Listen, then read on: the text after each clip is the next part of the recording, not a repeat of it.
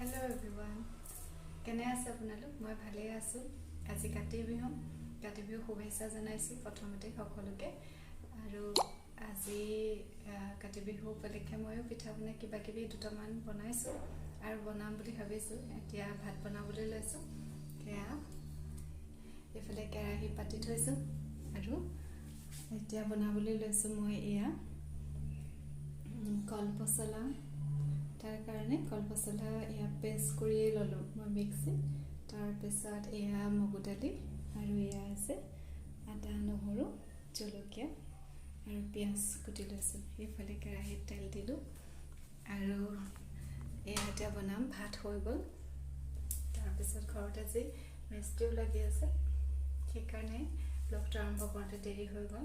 আগবেলা মোৰ বৌজনীও আহে সহায়কাৰী, সেইকাৰণে আগবেলাটো অলপমান ব্যস্ত আছিলোঁ। তাৰপিছত দাদা এজন ওলালেহি, আলহী আহিয়ে আছে ৰাতিপুৱাৰ পৰা, সেইকাৰণে ব্লগটো আৰম্ভ কৰিব পৰা নাছিলোঁ। এতিয়া কি বনাওঁ দেখুৱাই যাম বাৰু। এয়া পিঁয়াজ দিছিলোঁ আৰু এতিয়া আদা নহৰু পিঁয়াজ এই গোটেইখিনি একেলগে ইয়াতে দি দিম।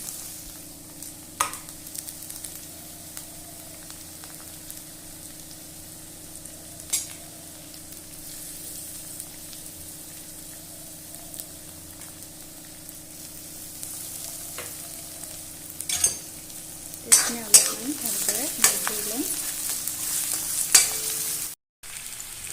এতিয়া মগু দালিখিনি মই ভালকৈ ভাজি লৈছোঁ। ইয়াত মই জিৰা, আদা নহৰু পিঁয়াজ আৰু কেঁচা জলকীয়া আৰু মগু দালি দিছোঁ। ইয়াত এতিয়ালৈকে মই এড কৰা নাই কলপচলাখিনি এড কৰিম আৰু এতিয়া অলপ ভাজা হৈ গৈছে। এতিয়া মই এই যে ৰাখিছোঁ কলপচলাখিনি ইয়াত দি দিম। এতিয়া ইয়াত মই এই কলপচলাখিনি দি দিলোঁ আৰু এইখিনি মগু দাইল আদা নহৰু পিঁয়াজ সকলোবিলাক ভালকৈ মিহলাই অলপ সময় ভাজি ল'ম। ভালকৈ ফ্ৰাই কৰি লৈ পেলাই তাৰপিছতহে মই পানী এড কৰোঁ। এয়া মোৰ কলপচলাখিনি ভালকৈ ফ্ৰাই কৰা হৈ গৈছে আৰু এতিয়া মই ইয়াতে পানী এড কৰি দিম।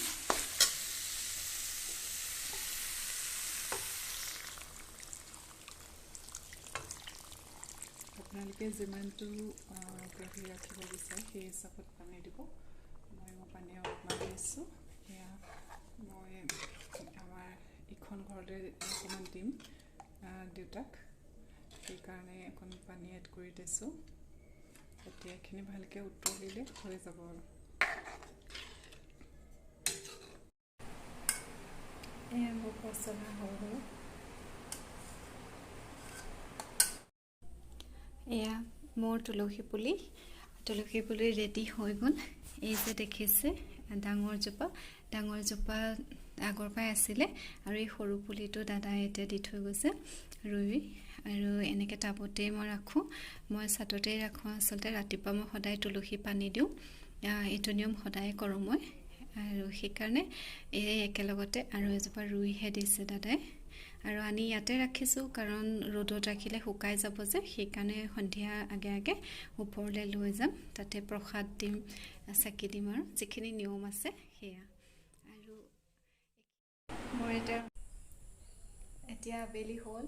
এয়া আবেলি মই এতিয়া কাপোৰ সুমুৱাই আহিছোঁ। এতিয়া লাহে লাহে আৰু গধূলি প্ৰসাদ দিবলৈ আয়োজন কৰিম। আন্ধাৰ ভিতৰত লাইট জ্বলোৱাই নাই, সেইকাৰণে আন্ধাৰ আহিছে। Good evening. এতিয়া সন্ধিয়া লাগিলে। এতিয়া মই অকণমান মুখ হাত ধুই ল'লোঁ। এতিয়া প্ৰসাদ সজামগৈ আৰু মই আজি এতিয়া কি বনালোঁ আপোনালোকক দেখুৱাওঁ বুলি ভাবিলোঁ, সেইকাৰণে এয়া চাওক। এইটো হৈছে কেক, নিৰামিষ কেক হয়। এইটো এগ গ্লেজ হয়। তাৰপিছত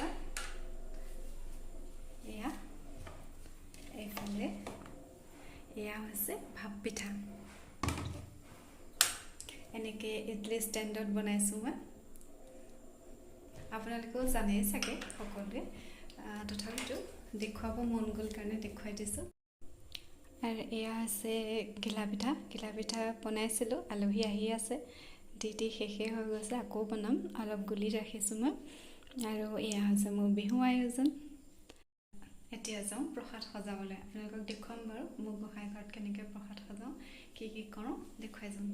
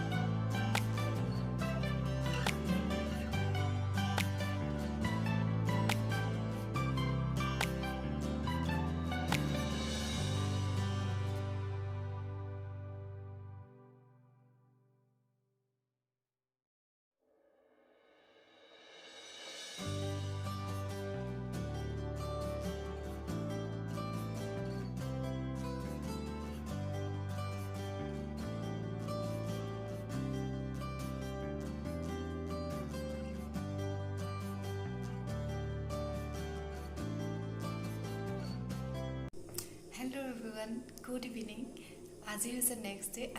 এতিয়া সন্ধিয়া মই ভিডিঅ'টো সামৰিব বিচাৰিছোঁ আৰু কালিৰ পৰাই কণ্টিনিউ হৈ আছে।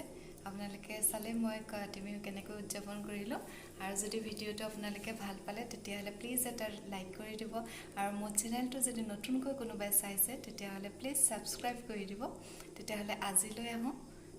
শুভৰাত্ৰি।